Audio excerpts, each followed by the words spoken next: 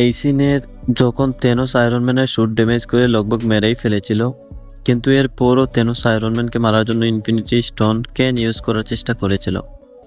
যেহেতু থেনোস গার্ডিয়ান্স আর বাকি অ্যাভেঞ্জার্সকে মারতে চাইতো না, এটার কারণ থেনোস আয়রন ম্যান সম্পর্কে আগে থেকেই জানতো।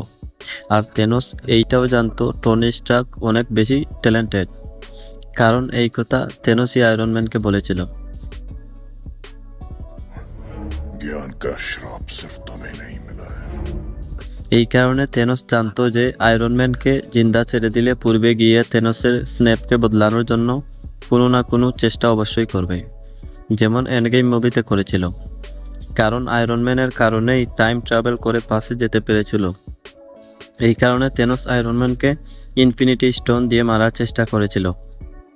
কিন্তু ডক্টর স্ট্রেঞ্জ জানতো যে আয়রন ম্যান ছাড়া এই ইউনিভার্সকে কেউ বাঁচাতে পারবে না। এই কারণে আয়রন ম্যানকে বাঁচানোর জন্য থেনোসকে টাইম স্টোন দিয়ে দিয়েছিল। ভিডিও ভালো লাগলে সাবস্ক্রাইব।